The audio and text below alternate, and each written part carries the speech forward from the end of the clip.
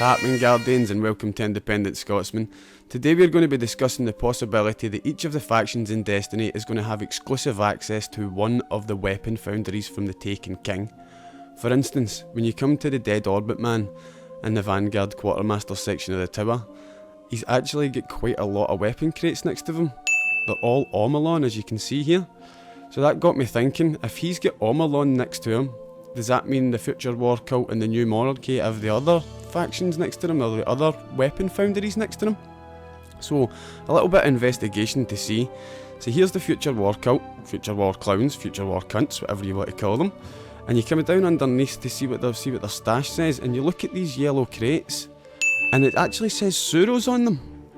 So that's two of the factions, and under here there's a few more as well. Sorry about the stutter there. But we'll go and we'll check the New Monarchy now. So if the other weapon faction crates are here, then it would definitely support the theory that the factions are going to have exclusive access to one of each of the new weapon foundries. And there you go, there is the hacker symbol, very close to the New Monarchy, guys. So now let's do a little bit of backup research to find out if it actually holds any water, this theory. So we'll do a little bit of delving into the background of Dead Orbit. I'm looking at the Wikipedia page here, guys, as I read this, and it says, Dead Orbit wants to abandon the city. Members of Dead Orbit intend on escaping the dying Earth before the darkness returns, as they have given up on the Traveller and put little faith in the city's ability to hold out against a major attack.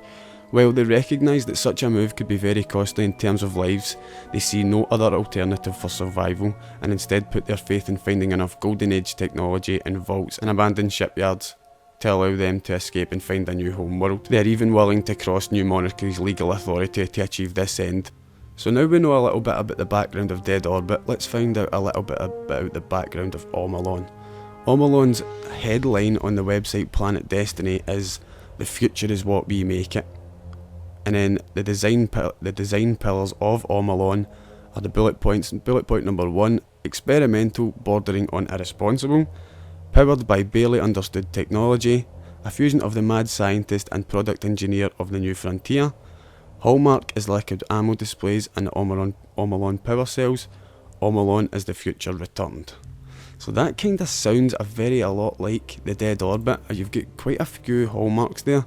The Omolon is experimental bordering on irresponsible, and that also goes in cahoots with the part of the Dead Orbit that says, while they recognise that such a move could be very costly in terms of lives, that goes in with that, bordering on irresponsible. Powered by barely understood technology, they want to go to a new frontier, find a new home world, which is barely unknown. Mad scientist, they disagree with the New Monarchy, they're kind of outcasts in the tower, so some would see them as mad scientists, I suppose. Omolon does very well seem like it could be attached to the Dead Orbit. What do you guys think? Leave your opinions in the comments. Like I say, this is purely speculation at this time. I'm just putting together some information that I found and a hunch that I've got. But for now, we'll move on and we'll talk about the Future War Cult. I was scouring the internet and I couldn't actually find all that much information, but the paragraph that I did find was on the same wiki as the Dead Orbit information. And that paragraph reads, "There is no future but now, no truth but war." While the origins of the Future War Cult are greatly debated, their mark has been found on ancient chambers and encampments throughout the system, dating them back to the late Golden Age. Though their secrets are vast, they have proven indispensable in our struggle against the darkness, earning them power and respect in the city consensus among Guardians. So they look as if and sound as if they are the most warlike amongst us, or amongst the factions rather. There is no future but now, no truth but war. So they live in the moment and all they live for is war. Let's talk about the Suros and see what Suros is like compared to that. And you go into the Planet Destiny website again, guys, and the Suros headline, guys, is "Elegance in the face of brutality." Then the design pillars of Suros is "This is my sword." Function is a given, it must be given form. Design is honed, precision. Every curve, every line, every chamber speaks to the Suros philosophy. Suros is elegance amidst brutality. So they really sound as if they love making guns, and we've all watched the warrior movies, we've all heard the stories, and warriors really seem to love their weapons. They name their weapons, they personalise their weapons, they customise their weapons. So it does sound again like Suros could be the Foundry of a faction, and that faction being the Future War Clowns, or Future War Cult as they're more commonly known. Again, what do you guys think? Let me know in the comments below. But the last of the three factions, and certainly not the least, is the New Monarchy. This is the faction that is dedicated to maintaining the Haven and bringing back the golden age of the city. Dissatisfied with the fragmentation within the city, New Monarchy advocates abolishing the consensus and transferring governmental power from the Speaker to an elected monarch, obviously of their choosing. So New Monarchy basically want to crush all that opposes them and get all the light fighters, if you will, all the Guardians and stuff, to fight under one banner, their banner. And as we've seen at the tower, guys, I think it's going to be Haka that New Monarchy are going to choose as their Weapon Foundry.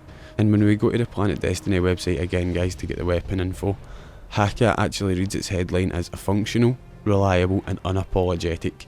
Now that sounds a lot like a ruling class would choose as their Weapon Foundry. They choose something functional to get the job done, something reliable so as it gets the job done, and they won't apologise for it because they're the ruling elite. So let's see what Hammer's pillars of design are. They're hammers, not scalpels. Relatable design, harkening back to a lost era. That's what they want to bring back, that lost era. Haka is not about exciting form, it's about exciting function. So they don't care what it looks like as long as it gets the job done.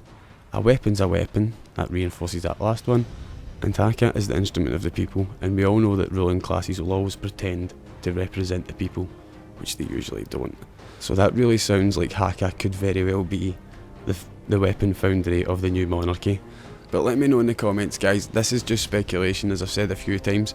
If you agree, let me know in the comments. If you disagree, let me know in the comments. If you like the video, please like the video and subscribe for more Destiny content on Independent Scotsman. I'll leave you with a PvP kill streak as you think it over, guys. Thanks for watching Independent Scotsman, and we'll see you all next time.